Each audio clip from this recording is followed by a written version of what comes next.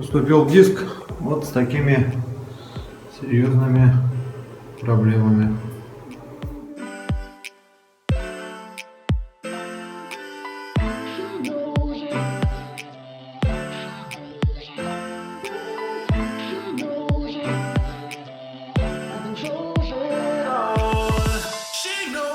Ну вот, собственно, диск после уже реставрации, подкраски и покрытия кривым лаком.